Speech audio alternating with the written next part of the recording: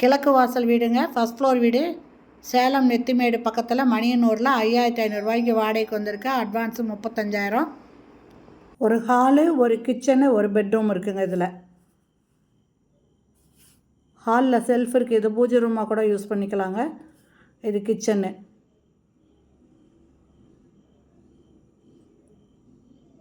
Self கொடுத்துருக்காங்க.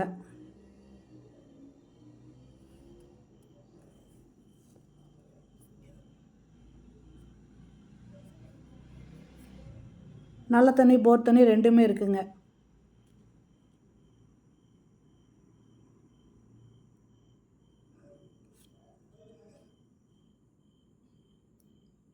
இது ஒரு பெட்ரூமுங்க. அட்டாச்சு பாத்ரூமோடு இருக்குது.